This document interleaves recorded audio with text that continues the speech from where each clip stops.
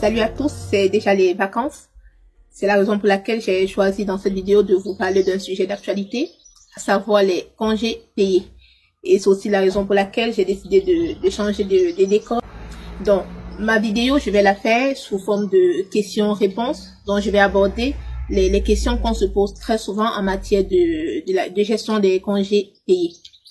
Et je précise aussi, les règles qui sont énoncées sont basées sur le droit du travail, sachant qu'en fonction de vos conventions collectives, elles peuvent être modifiées ou ajustées. Donc, la première question, qui a droit à des congés payés? Tout salarié a droit à des congés payés, quel que soit votre type de contrat, que vous soyez en CDD, en CDI, en intérim, quel que soit votre temps de travail, que vous soyez à temps plein ou à temps partiel, et quelle que soit votre ancienneté, vous avez droit à des congés payés. Même quand vous êtes nouvellement embauché au sein d'une entreprise, vous pouvez prétendre à des congés, bien évidemment avec l'accord de votre employeur, et dans ce cas, on parlera des congés anticipés. Quelle est la durée de vos congés?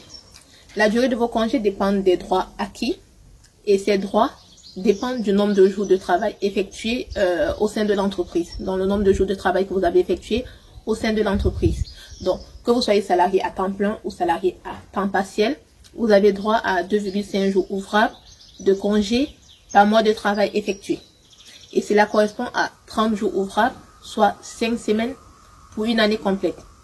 Sachant qu'en matière d'acquisition des congés, la période des références, c'est pas une année civile, c'est-à-dire du 1er janvier au 31 décembre, non. La période des références est fixée au 1er juin de l'année précédente, au 31 mai de l'année en cours. Et si la durée de vos congés n'est pas un nombre entier, le chiffre est arrondi au chiffre entier immédiatement supérieur. Donc, je prends un exemple. Si vous avez travaillé 5 mois, vos congés seront égaux à 2,5 fois les 5 mois, ce qui va faire 12,5. Donc, on dira que vous avez acquis 13 jours ouvrables de congés et non 12 jours et demi ouvrables de congés.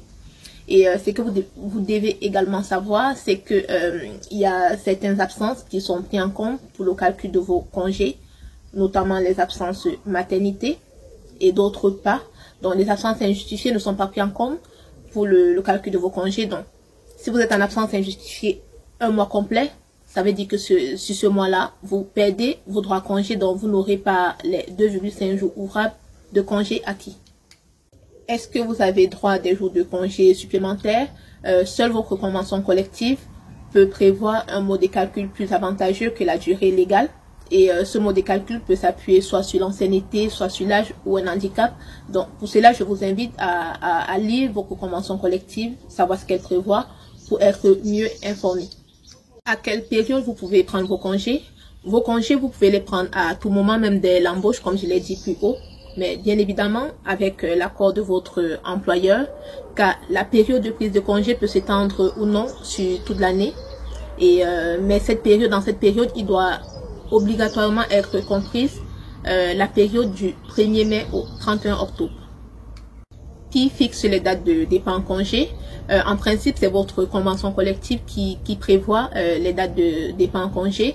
Et si elle est muette, c'est votre employeur qui s'en occupe, mais avec l'avis du CSE. Et dès que les dates sont arrêtées, vous êtes informé au moins 2 mois avant la date d'ouverture des congés. Mais très souvent, dans les usages, ce sont les salariés qui informent l'employeur des dates de congés qu'ils souhaitent prendre. Sachant que l'employeur, à son tour, pour fixer les dates de départ en congé, il tient compte de certains critères liés à la situation familiale ou personnelle des salariés afin de fixer les dates de départ en congé.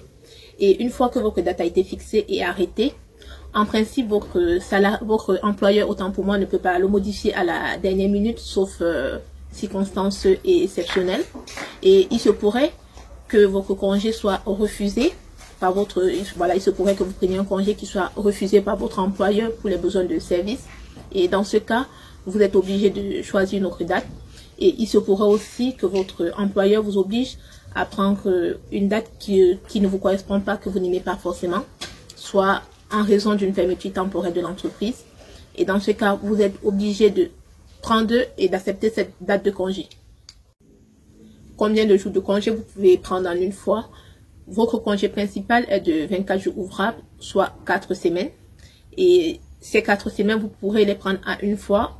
Et en principe, vous ne pouvez pas aller au-delà, sauf si votre convention collective prévoit autre chose. Et cela peut se faire aussi par dérogation de votre employeur. Si vous avez des contraintes spéciales, exceptionnelles, votre employeur peut vous accorder une exception pour prendre des congés au-delà de 4 semaines en une seule fois. Si vous n'avez pas pu prendre l'intégralité de votre congé principal, c'est-à-dire les 4 semaines, au cours de la période légale, allant du 1er mai au 31 octobre, vous pouvez bénéficier sous certaines conditions de jours de congé supplémentaires pour fractionnement sur la période allant du 1er novembre au 30 avril. Et là, c'est à voir avec votre employeur et à voir aussi ce que votre convention collective prévoit dans ce sens-là. Quelle est votre situation pendant que vous êtes en congé? Pendant que vous êtes en congé bien sûr, vous êtes censé profiter de vos vacances et vous n'avez pas le droit de travailler au sein d'une autre entreprise, mais il existe des dérogations pour certains types de contrats. Pendant vos congés payés, comme son nom l'indique, ce sont des congés payés. Donc, pendant cette période-là, vous percevez une indemnité de congés payés qu'il ne faudrait pas confondre avec l'indemnité compensatrice de congés payés qui est liée à une rupture de contrat de travail. Donc, c'est une indemnité que vous percevez en cas de départ de l'entreprise si vous n'avez pas pu bénéficier de la totalité de vos congés payés.